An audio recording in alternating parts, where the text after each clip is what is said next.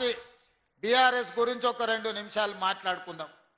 ఇవాళ ఈ ఎన్నికల్లో వాళ్ళకి అభ్యర్థి లేడు, ఈ ఎన్నికల్లో పోటీ చేయలేదు.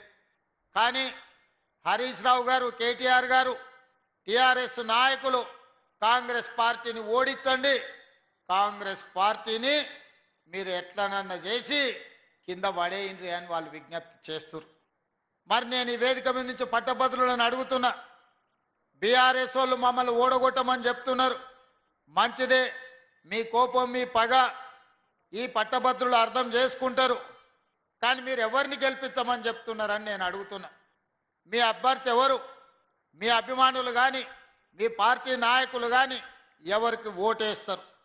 ఇదే మెదక్ జిల్లాలో హరీష్ రావు గారు ఓటరు, చంద్రశేఖరరావు గారు ఓటరు, కేటీఆర్ గారు ఓటరు, కవిత గారు ఓటరు. వీళ్ళందరూ చదువుకున్నోళ్ళే, వీళ్ళందరూ పట్టభద్రులే. రేపు పోలింగ్ బూత్కి వెళ్ళి వీళ్ళు ఎవరికి ఓటేస్తారని నేను అడుగుతున్నా. ఇవాళ పట్టభద్రులకు వీళ్ళు సమాధానం చెప్పాల్సిన అవసరం లేదా? ప్రజాస్వామ్యంలో ప్రధాన ప్రతిపక్ష పార్టీ ఎన్నికల్లో పోటీ చేయకుండా ఈరోజు కాంగ్రెస్ పార్టీని ఓడగొట్టండి అని అడుగుతారు. దీని మతలబ్ ఏందో తెలంగాణ సమాజం గమనించాలి. ఇవాళ మరి వాళ్ళే, వాళ్ళ పార్టీ నాయకులు, వాళ్ళ బంధువులు కాదు, ఇవాళ సొంతంగా కేసీఆర్ పట్టభద్రుడే, కేటీఆర్ పట్టభద్రుడే, కవిత గారు పట్టభద్రురాలే, హరీష్ రావు గారు కూడా నాకు తెలిసి పట్టభద్రుడే అని నేను అనుకుంటున్నా. మీ 4 ఓట్లు ఎవరికి వేయదలుచుకున్నారు, మీరు ఎవరికి మద్దతు ఇస్తున్నారని చెప్పి నేను ఈ వేదిక మీద నుంచి అడుగుతున్నా. ఇవాళ ఈ రహస్యం ఏంది, ఈ గూడుపుటాని ఏంది, మీరు ఢిల్లీలో చేసిన మంతనాలు ఏంటివి అని చెప్పి ఈరోజు ఈ వేదిక మీద నుంచి అడుగుతున్నా నేను. అదేవిధంగా 2023 డిసెంబర్లో జరిగిన ఎన్నికల్లో మీ అధికారం కోల్పోయారు. 2024 పార్లమెంట్ ఎన్నికల్లో 8 సీట్లలో మీ బండి సంజయ్ గారు అడుగుతున్నారు, కేసీఆర్ కేటీఆర్ని ఎందుకు అరెస్టు చేస్తలేవని. నేను అడుగుతున్న బండి సంజయ్ని, ఇవాళ కేసీఆర్ కేటీఆర్ని అరెస్టు చేయాలంటే టెలిఫోన్ ట్యాపింగ్లో పారిపోయి అమెరికాలో దాచుకున్న ప్రభాకర్ రావు, శ్రవణ్ రావును పట్టుకురావాలి. ఇది రాష్ట్ర ప్రభుత్వం చేసే పని కాదు, కేంద్ర ప్రభుత్వం హోంశాఖ చేయాలి.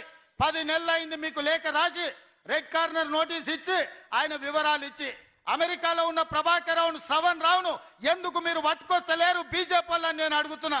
మీ చీకటి ఒప్పందంలో భాగంగా కాదా ఈరోజు ప్రభాకర్ రావు, శ్రవణ్ రావును తెలంగాణకు పట్టుకొస్తే కేసీఆర్ కేటీఆర్ జైల్లో ఉండాలి, చెర్లపల్లిలో చిప్పకూడు తినాలి. కాబట్టే ఢిల్లీకి వచ్చి చీకట్ల మీ కాళ్ళు పట్టుకుంటే మీరు కాపాడి ప్రభాకర్ రావును, ఇవాళ శ్రవణ్ రావును అమెరికాలో దాచిపెట్టింది నువ్వు కాదా బండి సంజయ్ గారు?